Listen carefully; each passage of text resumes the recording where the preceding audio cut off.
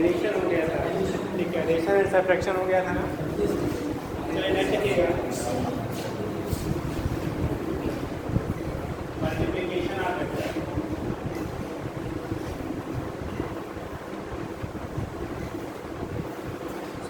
Multiplication आप करते हैं। कितने लोग लास्ट क्लास में नहीं थे बेटा?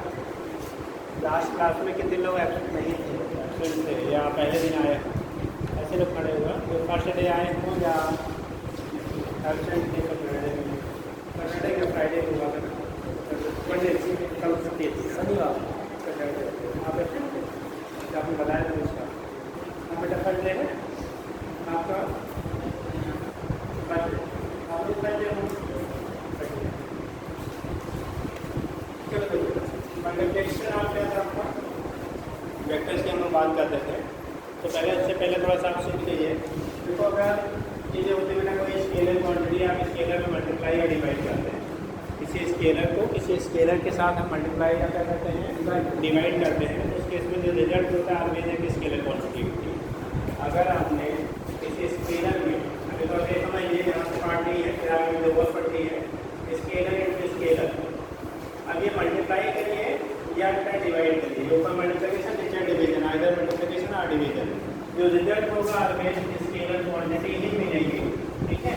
अगर दोनों स्केलर हैं तो, अगर दोनों क्वांटिटी आपकी स्केलर हैं, दोनों अदिश राशियाँ हैं, उनके बीच अगर आप प्रोडक्ट निकालते हैं या डिवीजन निकाल करते हैं तो रिजल्ट जो होगा ऑलवेज स्केलर क्वांटिटी होगा। एग्जाम्पल आप ले सकते हो, हम लोगों ने पढ़ा था स्पीड, स्पीड इक्वल टू क्या, डिस्टेंस अपॉन टाइम टेकन, नहीं पढ़ा है ना बेटा। स्पीड देखो डिस्टेंस एक स्केलर क्वांटिटी है, टाइम भी स्केलर क्वांटिटी है, तो स्केलर स्केलर का रेशियो क्या मिलता है आपको, स्केलर मिलता है, जैसे हम लोग लिखते हैं v equal to S by T, ठीक, या S equal to V into T आप लिख सकते हो। ये कंडीशन आपका होगा एक स्केलर में एक स्केलर से मल्टीप्लाई करिए या डिवाइड करिए, रिजल्ट विल बी ऑलवेज क्या, स्केलर क्वांटिटी। तो यहाँ पे क्या कंट्रोवर्सी नहीं होता, ऑलवेज रहता है, ठीक।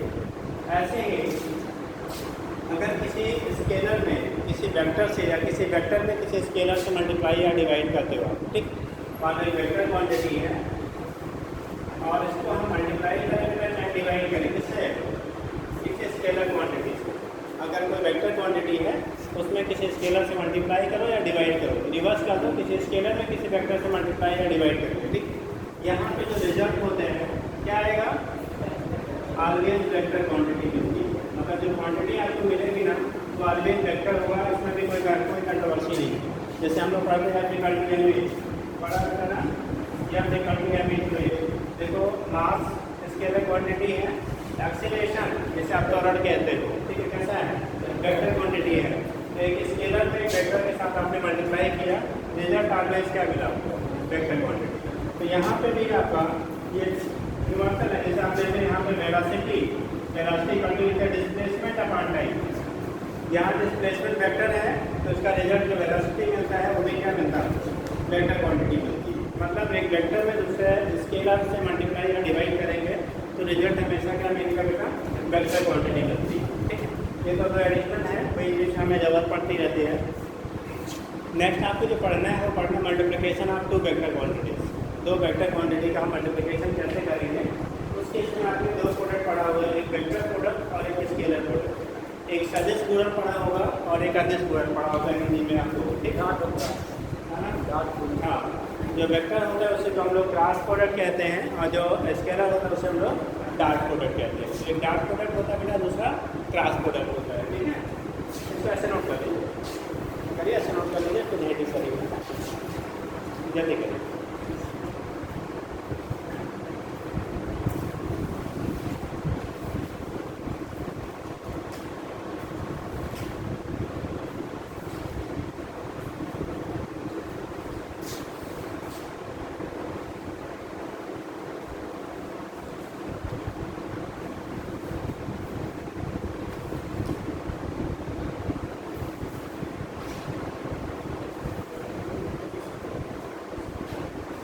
देखो हो गया।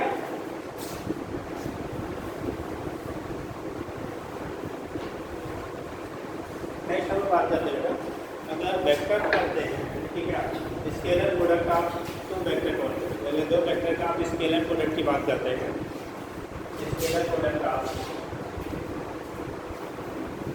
स्केलर प्रोडक्ट इसी कहते हैं बेटा आपको डाट प्रोडक्ट। क्या कहते हैं? Dot product of two vectors. दो वेक्टर क्वांटिटीज हैं, उनका हम स्केलर प्रोडक्ट करते हैं या डाट प्रोडक्ट करते हैं। डाट प्रोडक्ट को बेटा डाट से दिखाते हैं, ठीक है। जैसे लोअर क्लास में डाट है, क्लास कुछ का दे देते कोई मतलब नहीं, ये सब सेम लिखते थे, बट यहाँ पे बेटा दोनों का मीनिंग अलग अलग हो जाता है, ठीक। तो अगर हम लोग स्केलर प्रोडक्ट की बात करते हैं, स्केलर प्रोडक्ट की बात करते हैं, तो वेक्टर क्वांटिटीज के बीच में हम क्या स्केलर प्रोडक्ट उसका निकालते हैं, आदेश गुणन करते हैं। तो सबसे पहले वेक्टर ए है तो उसका वेक्टर बी है, ये आपने अच्छे तरह से अलग अलग पढ़ा होगा बेटा। फार्मूले वही है, एप्लीकेशन बदल जाएंगे थोड़ा सा, वहाँ पे डाट का बताया जाता है। चलिए डाट निकालते हैं, ए डाट बी या dot product B scalar product का ए डाट बी, तो उसके इस पर क्या लिखते हैं हम हाँ बेटा ए बी। जब डाट प्रोडक्ट करते हैं तो कॉस आता है, ठीक है। यानी डाट प्रोडक्ट किसी दो वेक्टर क्वांटिटी का हम डिफाइन करते हैं। डाट प्रोडक्ट आप दो vectors are equal to magnitude of their vectors and product of cos of angle between them. यहाँ पे कॉस को साइन भी बोला जाता है बेटा, कॉस को आल्सो नोन एज कोसाइन, ठीक। तो ए बी कॉस थीटा के बराबर होता है। क्या यहाँ आगे किसी वेक्टर की जरूरत पड़ेगी रिप्रेजेंट करने के लिए? आगे यूनिट वेक्टर वगैरह लगाया जाएगा या नहीं? यहाँ कोई जरूरत है कि आपकी जो क्वांटिटी है स्केलर क्वांटिटी मिलेगी, तो यहाँ पे हमें लगाने की कोई जरूरत नहीं होती है। यहाँ से आप लोग कॉस थीटा निकालते हैं, इस फार्मूले से अगर आप कॉस थीटा की वैल्यू निकालोगे तो कॉस थीटा इक्वल टू हो जाएगा बेटा ए डाट बी अपान, या तो आप लिखिए mod of A into mod of B, या आप ऐसे सिंपली लिख देते हैं A dot B upon A B. बेटा इसका बड़ा यूज होता है इस फार्मूले का, आपको किसी भी दो वेक्टर क्वांटिटी के बीच में परपेंडिकुलरली जब हमें शो करना होता है। जैसे क्वेश्चन क्या दिया जाता है, दो वेक्टर दिए गए हैं, तीन vectors are perpendicular to each other, ठीक। दोनों एक दूसरे के परपेंडिकुलर है, तो उसमें कोई एक अननोन क्वांटिटी रहे तो उसकी वैल्यू निकालनी होती है, भी क्वेश्चन बोलेंगे, ठीक। ये कंडीशन होता है कॉस थीटा की वैल्यू यहाँ से A dot B upon A B. यहाँ मॉड लेने का मतलब होता है बेटा इसकी वैल्यू से माइनस नहीं होती। मैंने बताया था आपको, मॉड लेने का मतलब किसी वेक्टर से कहा 5 किलोमीटर ना, अगर इसका वैल्यू चाहिए तो क्या करेगा? 5 किलोमीटर। यहाँ पे अगर आपने मॉड रिप्रेजेंट कर दिया तो वेक्टर से उसकी वैल्यू को रिप्रेजेंट करेगा। अगर आपने ऐसे किया तो वैल्यू का डायरेक्शन दोनों को रिप्रेजेंट करेगा, ठीक है। तो या सिंपली उसी को लिख सकते हैं राशि में सीधा सीधा ए जो भी कह सकते हो आप, ठीक। ये चीज़ आपकी होगी, यहाँ से वैल्यू फाइंड करके हम दोनों के बीच का एंगल, दोनों जो वेक्टर दिए होते हैं उनके बीच के एंगल की वैल्यू को डिटरमाइन कर दिया जाता है। उनके बीच के एंगल को हम लोग क्या कर लेते हैं, इसके बेस पर डिटरमाइन कर लेते हैं। तो ये कहलाता है हमारा डाट प्रोडक्ट। अब इसकी प्रॉपर्टीज आपकी होती है, आपने पढ़ा होगा प्रॉपर्टीज ऑफ डाट प्रोडक्ट, कितने लोग याद रखा? प्रॉपर्टीज डाट प्रोडक्ट की प्रॉपर्टीज क्या होती है? कोई लोग पढ़ के नहीं आते, मैं याद रखने का मीनिंग पढ़ के नहीं आते, ठीक। ये आपको बार बार पहले लेक्चर में ही बोला गया था, थोड़ा सा घर से देख के आए, क्योंकि स्पीड काफ़ी कुछ तेज यहाँ रहती है, ठीक है। जो कि टाइम के अकॉर्डिंग ही मैनेज करना है। बीच में हम देखते हैं 100 की छुट्टियाँ भी हो जाती हैं, तो नहीं होती है, जो लिस्ट में नहीं होगी छुट्टियाँ हो जाती हैं, कुछ ऐसा कंडीशन बन जाता है कि छुट्टी करनी पड़ती है, ठीक। तो उस केस में आप वो भी उसमें से माइनस होने हैं, ठीक है। तो इसलिए थोड़ा सा घर से देख के आए थे, देखो देख के आए उसमें जितना बहुत ज़्यादा टाइम इसको देना नहीं पड़ता है। प्रॉपर्टीज ऑफ डाट प्रोडक्ट है स्केलर प्रोडक्ट। ये क्वेश्चन यहाँ दो क्वेश्चन में बनने हैं, लेकिन बताना तो सारा ही पड़ेगा। चलो देखो, आपने कम्यूटेटिव लॉ पढ़ा होगा, कम्यूटेटिव लॉ हिंदी में क्रम विनिमय नहीं, कितने लोगों ने पढ़ा है? कम्यूटेटिव लॉ हिंदी में बोलते बेटा क्रम विनिमय नहीं। अभी जो लोग आ रहे हैं बेटा वो सब लोग हिंदी वाले हैं, इंग्लिश वाले हैं?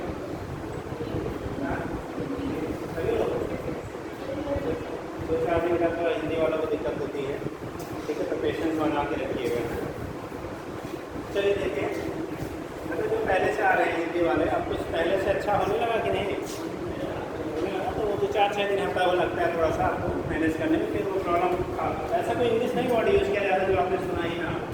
या फिर मेरा आपके साथ 80 से 100 वर्ड है पूरे फिजिक्स वर्ड में, ठीक है, वही आपके रिपीट हो रहा है। ये जा रहा है पहले पढ़े हुए हैं, ये जा रहा है, की जरूरत ही नहीं है, ठीक है। टर्मोलॉजी जो आपका कोर्स है वो सारे टर्म्स आप लगभग पढ़े होते हो, ऐसा कुछ नहीं है कुछ को नया यहाँ पर बोला जाता है। ठीक, उसके लिए बहुत दिक्कत नहीं होगी। हाँ, जिन्होंने इसको हिंदी पढ़ा होगा उनके लिए थोड़ा सा शुरू में पेज देना पड़ता है, कहीं स्कूल में तो प्योरली हिंदी पढ़ाते हैं, अगर वो रीडिंग भी हिंदी में ही डलवाते हैं तो वहाँ की थोड़ी सी प्रॉब्लम होती है, पढ़े तो वही है।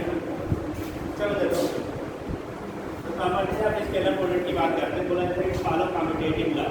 पहला पॉइंट होता है बेटा कि follow commutative law.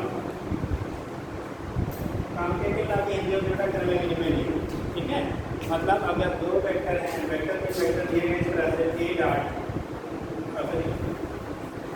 Dot B, इसको हम लिख सकते हैं बेटा बी डॉट क्या, अगर ए डॉट बी को बी डॉट ए हम लिख सकते हैं। मतलब रीजन क्या है कि यहाँ पे जो क्वांटिटी मिलती है वो स्केलर क्वांटिटी मिलेगी, और स्केलर क्वांटिटी में कोई डायरेक्शन होगा नहीं। जैसे 4 × 6 करो तभी 24 मिलेगा, 6 × 4 करेंगे तभी 24 मिलेगा। तो यहाँ से हमें फिर आगे का पीछे पीछे आगे कुछ भी आप चेंज कर लेते हैं, कोई हमें रिजल्ट में कोई डिफरेंसेस नहीं आती। इसी कहा जा सकता है कम्यूटेटिव लॉ, कहने तरह में बिन में क्रम को चेंज कर दीजिए, ठीक है। तो उस केस में यानी कि जो प्रॉपर्टी आपके होती है स्केलर, वहाँ B dot B equal to B dot क्या होगा, ये होता है। दूसरा पॉइंट कहते हैं फॉलो डिस्ट्रीब्यूटिव लॉ। डिस्ट्रीब्यूट करना मतलब क्या होता है, चीज़ों को बांटना, अलग करना, सेपरेट करना, उसी को डिस्ट्रीब्यूशन कहते हैं ना। जैसे प्राइज डिस्ट्रीब्यूशन करते हैं, सुना ही होगा, कितने लोग प्राइज पाएंगे, कितने लोग प्राइज मिला, हमको प्राइज नहीं कभी करेक्ट किया, किसको लोग कुछ होता ही नहीं था, मिला चलिए कहीं पार्टिसिपेट ही नहीं किया। चलो देखो, तो एक फॉलो डिस्ट्रीब्यूटिव लॉ, एक चीज़ बेटा और आपसे पूछना था, आपको रिजल्ट आए 12th में जो अभी है सवाल से, कितने लोग 12th वाले थे आप? चलिए कितने लोग थे अभी इस बार 12th में दे के आए हैं? अभी जो 12th पास हुए जस्ट अभी इस बार तो पास हुए हैं, बाकी पहले वाले हैं कितने लोग 80 प्लस पाए हैं? 80% प्लस, कितना मेरा हाँ एकदम बॉडी है जी। आपका क्यों बहुत ज़्यादा दिक्कत है स्टार्ट का सर, इस मेंटली प्रॉब्लम भटक गए थे रास्ते बड़ा भारी रबड़ काम है। 70 प्लस में कितने लोग हैं? 70 प्लस कितना मिला? 79 आपको 75, आपको 75, आपको इधर बेटा कितने लोग आता है? हाँ जी 70,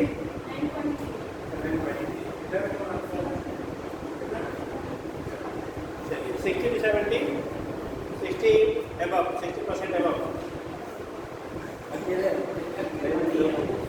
चलिए दो चीज़ है, ये पूछने का मतलब ये नहीं था, ठीक है।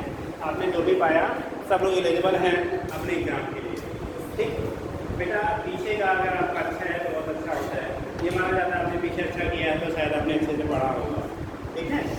तो उस केस में क्या होगा, उसे खाली इतना ही पता चलता है, लेकिन किसी पर्सन किसी स्टूडेंट का जो मार्क्स होता है, मार्कशीट होती है, वो एग्जैक्ट उसके नॉलेज को एक्सप्लेन नहीं कर पाती 100%।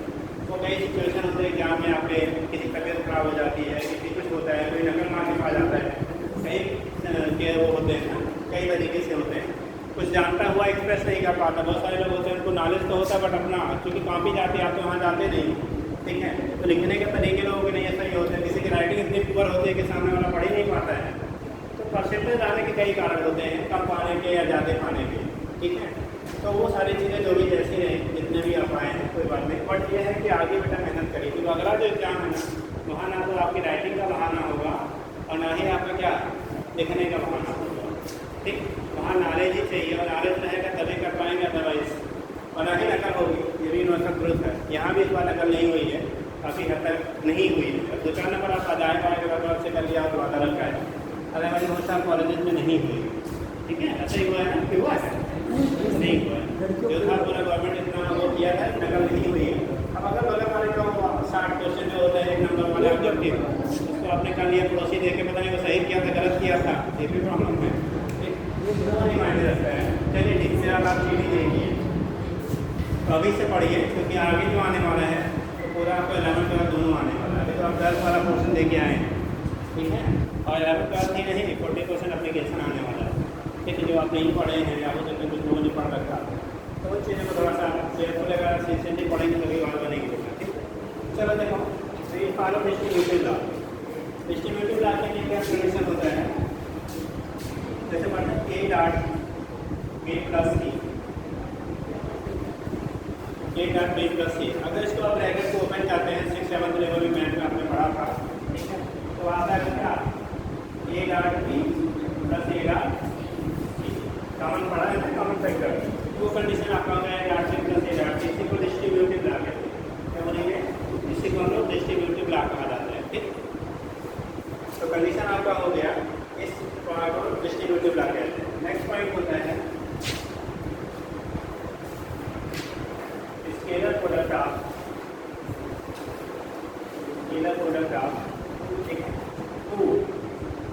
अब यहीं से इसका हमें बहुत रोल नहीं है अपने यहाँ, ठीक है, मतलब कंप्लीटिव पॉइंट ऑफ व्यू से। अगला पॉइंट का रोल इसमें क्वेश्चन आपको पूछा जाता है, स्केलर प्रोडक्ट ऑफ 2 पैरेलल मतलब ये सिंपल होता है बेटा, parallel vector are equal to product of their magnitude, product of their magnitude, ये क्या है मैग्नीट्यूड।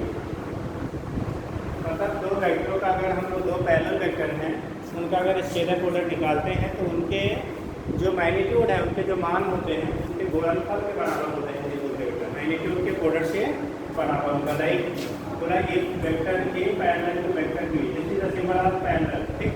ये अगर दोनों एक दूसरे के पैरेलल हैं तो थीटा की वैल्यू कितनी होगी बेटा, थीटा इक्वल टू पहले बताया था कितना डिग्री, 0 डिग्री। इस केस में थीटा की वैल्यू जो होगी 0 डिग्री होगा। और हम लोग लिखते थे A dot B equal to A B cos theta, और कॉस 0 की वैल्यू कितना होता है 1। तो जो भी आपका मैग्नीट्यूड होगा वही उसके प्रोडक्ट के बराबर रखेगा। ए डॉट बी जो वैल्यू आएगी ए बी के बराबर होता है। ये पहला पॉइंट बनता है, इसका एप्लीकेशन है बेटा अपने यहाँ क्वेश्चन, ठीक। तो ये कंडीशन हो गया। दूसरा हम लोग कहते हैं अगर तो परपेंडिकुलर वेक्टर है, परपेंडिकुलर का मतलब उनके बीच का एंगल 90 डिग्री। अगर दो वेक्टर हैं एक दूसरे की म्यूचुअली परपेंडिकुलर है, उनके बीच का एंगल कितना होगा 90 डिग्री होगा। अगर दो वेक्टर हैं वो एक दूसरे से 90 डिग्री का एंगल बनाते बेटा, तो उनका रिजल्ट जो होता है स्केलर प्रोडक्ट का ऑलवेज 0 मिलेगा, ठीक है।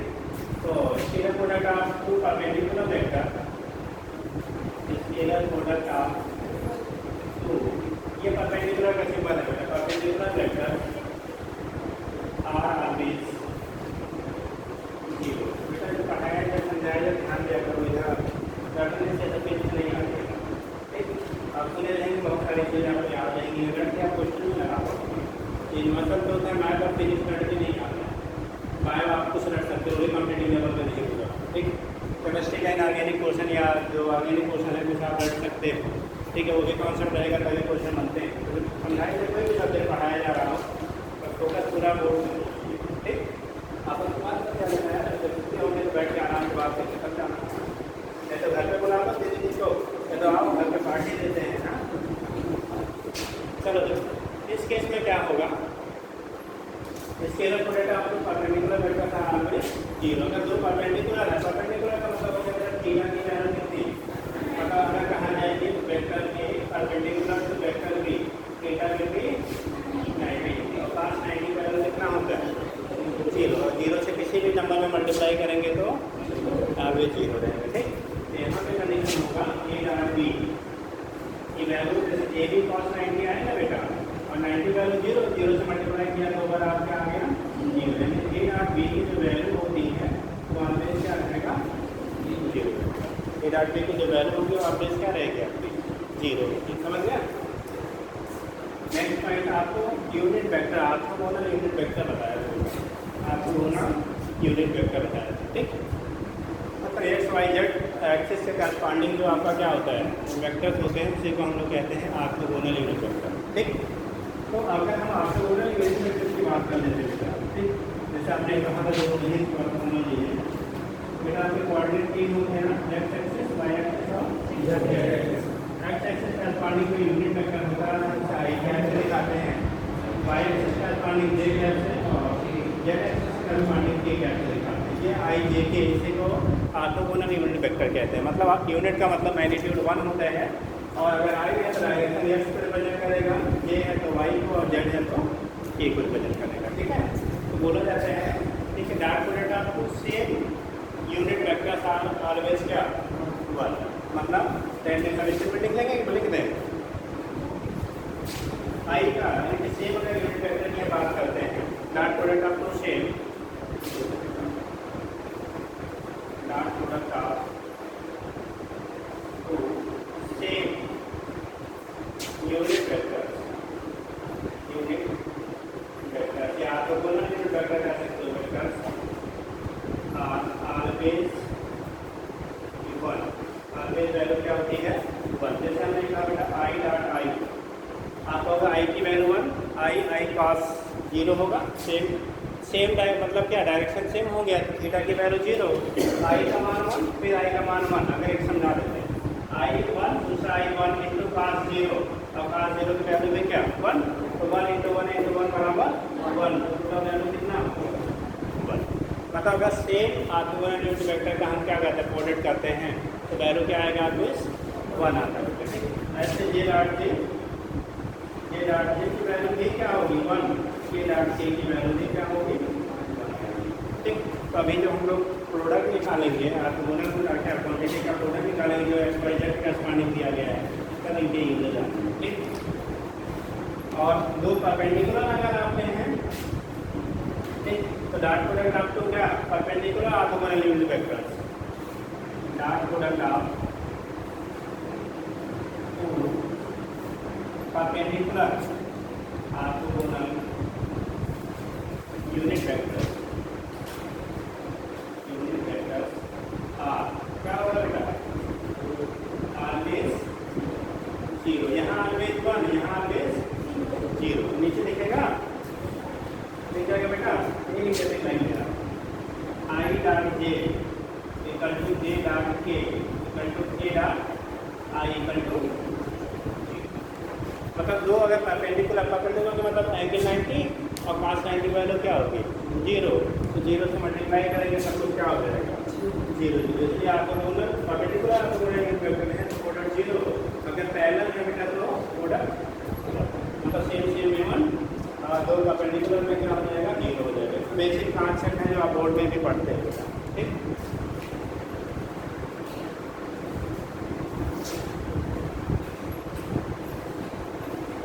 बताने के लिए इसको हमको लेवल पर बताना ही पड़ता है।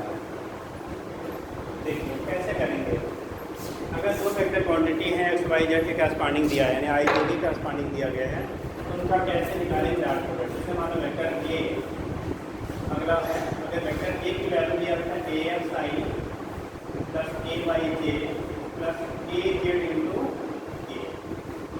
सिमिलरली वेक्टर बी दिया गया है बी एक्स आई प्लस बी वाई जे प्लस बी जेड, ये कंडीशन है। ठीक है, अब इनका हमें डॉट प्रोडक्ट निकालना है, तो क्या करना है डॉट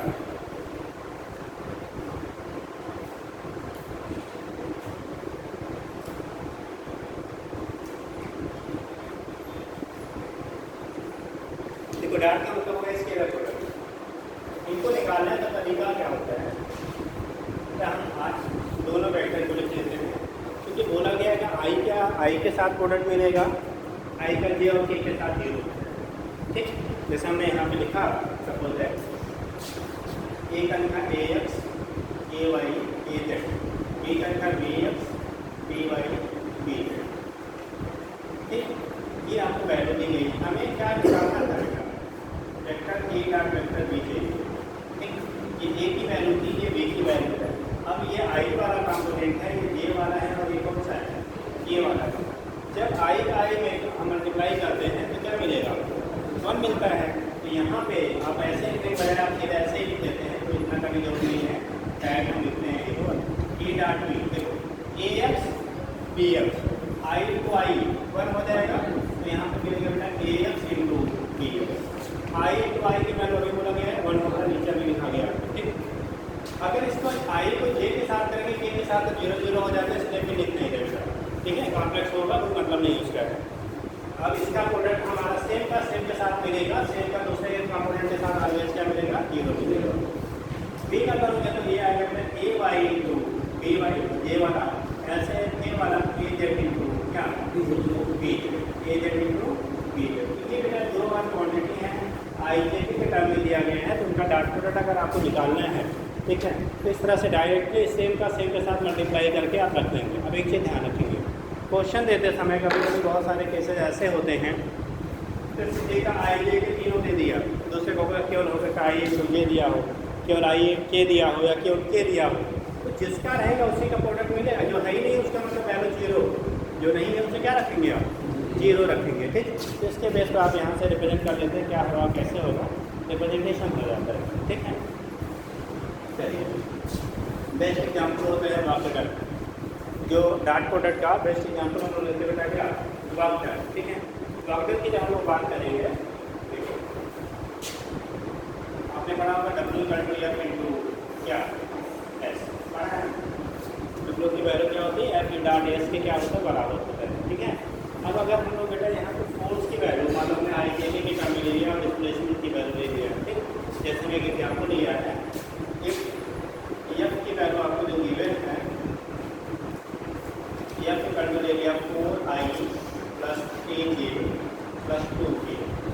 ठीक, ये हमने फोर्स की वैल्यू रख ली है। ठीक, डिस्प्लेसमेंट जो आप कहते हैं, इस फोर्स की अप्लाई करने किसी बॉडी में जो डिस्प्लेसमेंट डेवलप हो रहा है बेटा, सपोज आपको लिखा गया वो 3i minus 2k plus 3k, ये डिस्प्लेसमेंट आपको निकालना है बेटा। इस डिस्प्लेसमेंट करने में इस फोर्स के द्वारा कितना वर्क करना पड़ेगा, 12। ठीक है, जैसे कोई बॉडी है, अगर आप उस पर फोर्स लगा रहे हो तो फोर्स की वजह से डिस्प्लेसमेंट यहाँ पे प्रोड्यूस हो रहा है, तो बोला क्या जा रहा है बेटा आपको वर्क डन कितना होगा। तो अगर आप यहाँ W निकालना है तो W बराबर एफ डॉट एस होगा, एफ की वैल्यू ये है, एस की वैल्यू ये है। तो हम लोगों ने कहा सेम का सेम के साथ प्रोडक्ट मिलता है, अपोजिट के साथ क्या मिलेगा, 0 0 मिलेगा। तो सेम का सेम यदि 4 इंटू 3 कितना, तो आई क्या हो जाएगा 1। यहाँ पर 3 इंटू 2 साइन में नेगेटिव है बेटा, एक का साइन नेगेटिव है तो ओवरऑल वैल्यू क्या मिलेगी, पॉजिटिव की नेगेटिव आ जाएगा। अगर एक पॉजिटिव दूसरा नेगेटिव, हमेशा प्रोडक्ट नेगेटिव रहेगा। यहाँ वैल्यू आ जाएगी नेगेटिव में से, और यहाँ 3 टू 6 ये जितना प्लस उतना माइनस, दोनों कैंसिल आउट में कितना आ गया। अगर ये न्यूटन में है, ये मीटर में है, तो unit newton metre unit unit हो जाएगा। तो वाकई जो इस कंडीशन में हुआ वो पैर में जो क्या हो जाएगा, बराबर बेटा 0। ये माइनस साइन प्लस है तो ये कैंसिल हो गया दोनों, बचा जो 12 के वाला एक्सेस वाला था वही वाला अपने मिला के। ठीक है, तो यहाँ से ऑब्जेक्ट की वैल्यू हम लोग क्या करते हैं, फाइंड कर लेते हैं, निकल जाएगा। Yes sir. अब क्वेश्चन इस पे एक बार आप नोट कितना पहले कर लीजिए, नोट कर लीजिए किसी को। हाँ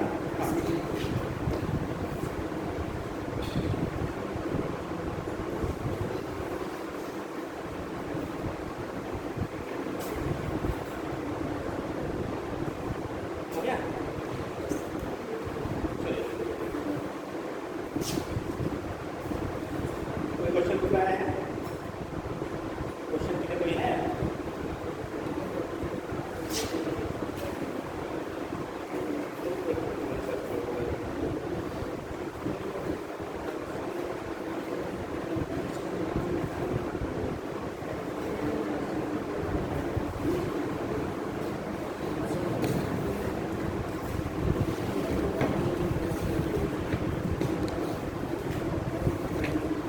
आप इसी से डाटा मिस करके डाटा मिस करके आपने इसे मन से बनाया, तो आइए इस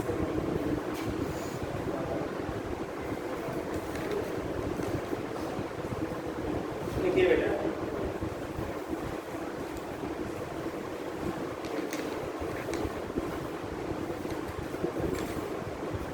मल्टीप्लिकेशन से करो, ये पार्टिकल मूव्स फ्रॉम, एक सिंपल सा एक पूछा गया है, याद होते हैं बात, या ऐसे करो, क्या लिखा है, आने पार्टिकल करो, on a particle force F equal to, on a particle force F equal to 5i plus 3j, 5i plus 3j, 5i on a particle force F equal to 5I plus 3J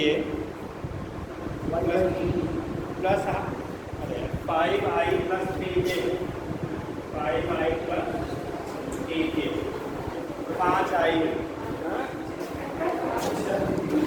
समझे I ठीक plus 3J ठीक newton is applied on a particle which is displaces through distance which is displaces through देखिए r equal to vector r equal to 2I minus j metre 2I minus j metre then 2I minus j metre then calculate 2I minus j meter, then calculate work done on the particle.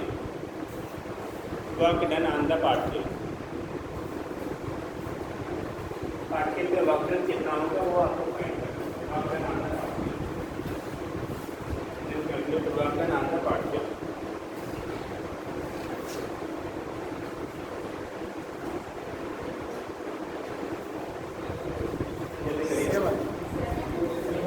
सबका आ गया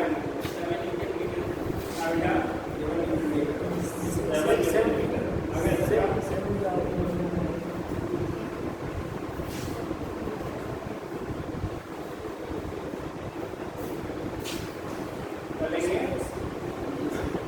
अब ये चीज़ है बेटा, अगर आपको जो coordinate दिया गया आप उसी का करेंगे, जो नहीं है उसको जबरदस्ती ढूंढिएगा नहीं मतलब जीरो. ठीक है, मान लो फोर्स में तीनों दिया गया होता I J के तीनों और डिस्प्लेसमेंट में केवल I J से दिया गया होता तो K का वैल्यू क्या रख लेते हो, जीरो रख लेते हैं. ठीक, तो जो नहीं है आप वहाँ पे क्वेश्चन में डाटा दिया गया है उसको क्या आप जीरो यूज करेंगे. ठीक है, दूसरा लिखिएगा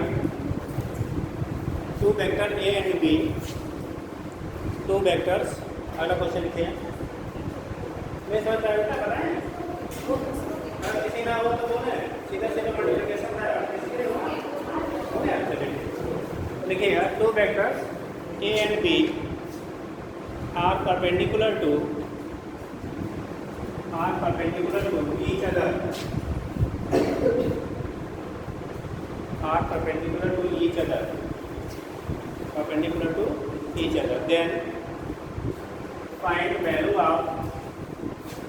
Then find value of x. हम बोल रहे हैं क्वेश्चन में लिखेंगे A equal to vector A equal to 4I plus 2J plus 3K और vector B equal to 2I minus J plus XK. बेटा 4I plus 2J plus 3K ये 2I minus J plus XK. x की वैल्यू हमें find करनी है कितनी हो अगर वेक्टर A और B दोनों कैसे हैं एक दूसरे के परपेंडिकुलर हो तो x की वैल्यू क्या होनी चाहिए. x की वैल्यू क्या होनी चाहिए माइनस 2.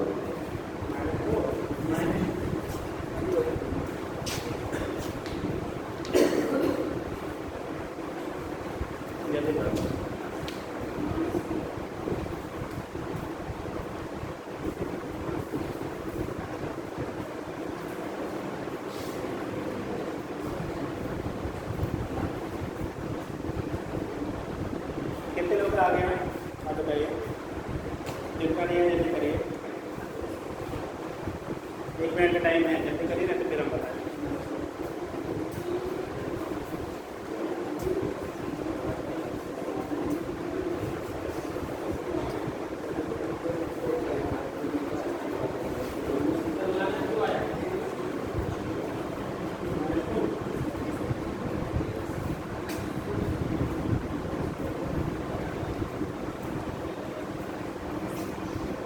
कितने लोग का माइनस हुआ है. चलिए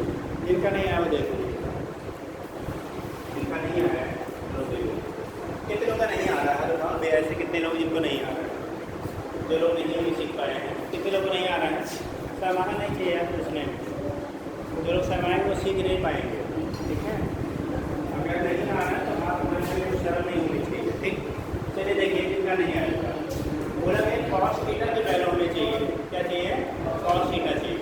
कॉस थीटा के लिए हम लोग देखो फार्मूला लिखा था, थीटा निकालना है, ठीक है।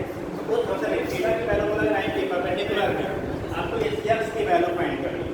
ऑलरेडी है बोल दिया गया लैंग्वेज में कि आपका परपेंडिकुलर है, थीटा की वैल्यू 90 है। तो उस केस में अगर 90 है बेटा तो हम लोग लिखते क्या है, vector A dot vector B equal to लिखते हैं ए बी कॉस कितना थीटा, ठीक। और यहाँ बोला गया दोनों परपेंडिकुलर है, परपेंडिकुलर होने का मतलब दोनों का प्रोडक्ट डॉट प्रोडक्ट क्या होगा, जीरो। डॉट प्रोडक्ट जीरो होने का मतलब ए डॉट ए की वैल्यू जीरो आनी चाहिए। ए की वैल्यू आपका दिया गया 4 आएगी प्लस 2j प्लस 3 ये है ना, और बी की वैल्यू दी गई बेटा 2 आएगी माइनस j और plus x into K equal to क्या कर दोगे आप, जीरो। सिंस ये कितने दीजिएगा, since A perpendicular to B, ये क्वेश्चन में दिया गया है। क्वेश्चन में आपको बोला कि दोनों एक दूसरे के परपेंडिकुलर, जहाँ पे परपेंडिकुलरली चेक करना हो आप डॉट प्रोडक्ट जीरो कर दो, ठीक है। अब देखिए यहाँ से प्रोडक्ट 4 हो जाओ 8 2j और यहाँ नहीं कुछ है मतलब 1 है, जहाँ पे कुछ नहीं वैल्यू बेसी है तो क्या होगी, और जे अगर कोऑर्डिनेट दिया है तो अगर नहीं काटा है तो 1 लेंगे बेटा, जहाँ कुछ नहीं दिया है तब वहाँ जीरो लेते हैं, तो जैसे कोऑर्डिनेट दिया ही नहीं होगा तब क्या लेते हैं आप, जीरो लेते हैं, ठीक। यहाँ हम लिख देते हैं आपको कंफ्यूजन ना हो। इस केस में 2 1 2 साइन बिल्कुल नेगेटिव और यहाँ पे आ गया प्लस कितना 3x इक्वल टू 0, यहाँ पे चला 6 प्लस 3x इक्वल टू 0, तो 3x की वैल्यू आ गई इधर जाएगा माइनस 6, x की वैल्यू आ गई कितनी, ठीक है। तो इस तरह से दोनों का जगह डॉट प्रोडक्ट आपका क्या है, 0 है, तो उस केस में आप यहाँ से रख के निकाल लेते हैं। एक दूसरा होता है क्वांटिटी दी होगी एंगल पूछा जाता है, मतलब आपको वेक्टर दोनों दिए होंगे उनके बीच का क्या निकालना होता है, एंगल निकालना होता है। तब उस केस में थीटा की वैल्यू आपको क्या फाइंड करनी होगी, तब आप डॉट प्रोडक्ट करके फिर भी वहाँ भी निकालेंगे। तो एक क्वेश्चन उस पर भी कर लीजिए, 2-3 टाइप का क्वेश्चन यहाँ बनता है। कहाँ बनता है, अभी हम लोग डॉट प्रोडक्ट पढ़ रहे हैं ना, ये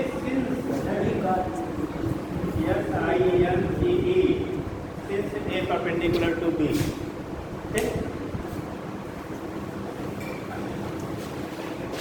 ये केस आपका हो गया, यहाँ पे दिखा दिया एक्स की वैल्यू -2 आ गई। नेक्स्ट क्वेश्चन लिखिएगा बेटा, एक vector A equal to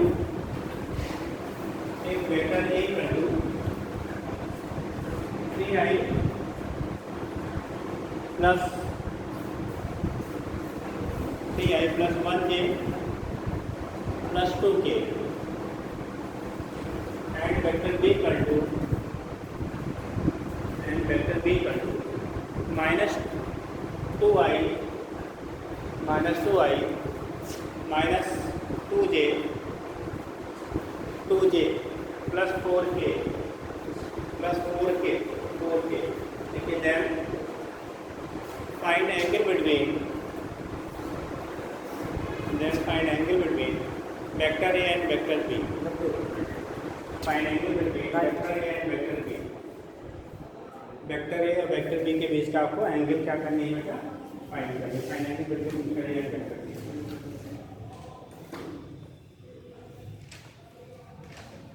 19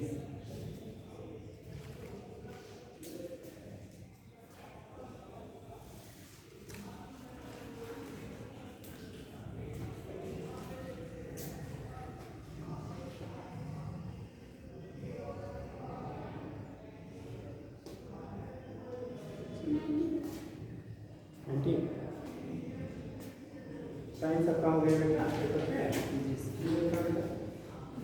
sign सबका हो गया, पहला काम है यार, आपको कहा हो गया, सबका हो गया, ठीक है, ऐसा करके पास कर जाएगी।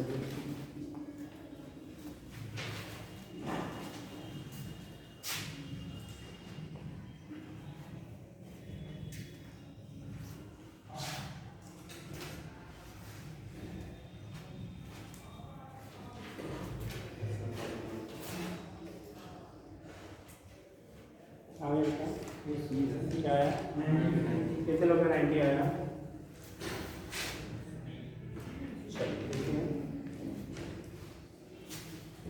कितने लोग नहीं अभी कर पाए वो देख लीजिए।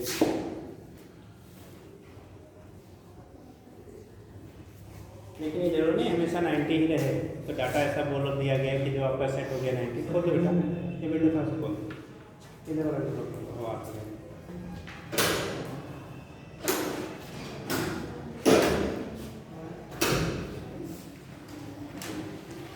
चलो तो इस केस में क्या होगा, आपको बोला कि ए की वैल्यू बोलो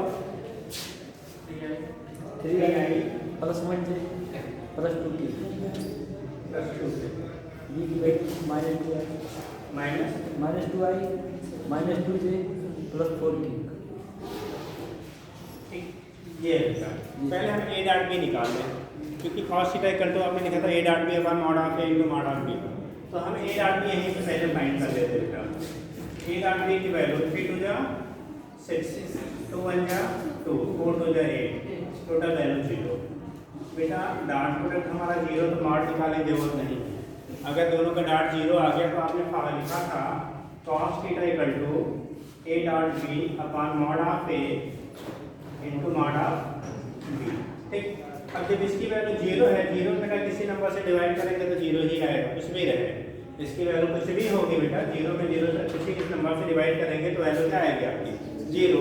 तो अगर 0 है और आपको पता होगा cos 0 किसकी वैल्यू होती है, cos 90 की।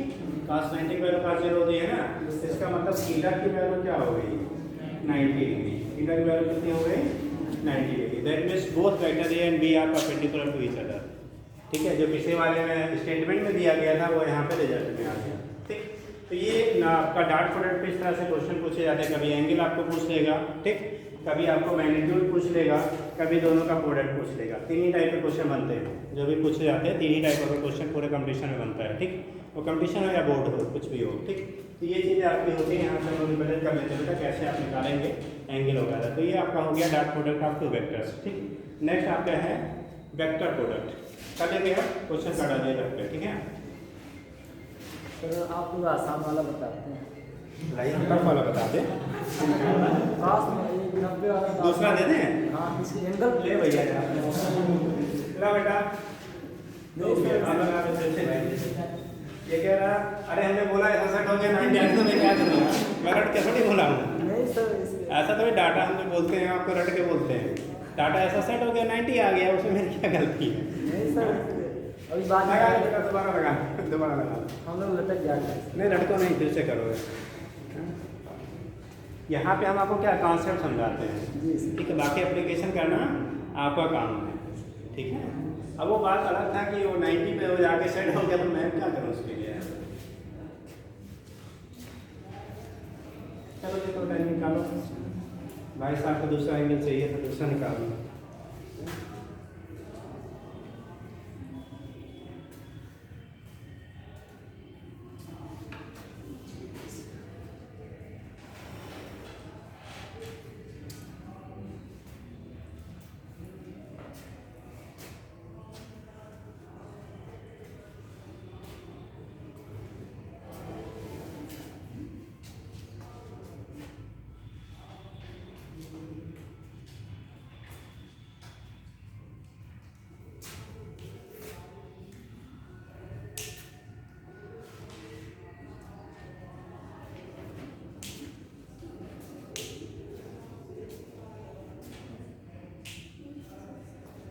आया बताया बेटा। चलो देखो अब की बार क्या करेंगे, नहीं आया अब इसमें क्या प्रॉब्लम आ रही है आपको। यही कॉस्ट के बाद उसके बाद काश इन्वेस्ट करके निकाल दो यार, क्या दिक्कत है। हाँ? वही अभी कह रहा था आसान मतलब जाता है। नहीं आ रहा था इसका मतलब हमारा। देखो 8 की वैल्यू निकालोगे ना, तो इसको हो गया बेटा -6 वही रहा, ये -2 वही रहा, ये +4 हो गया। प्लस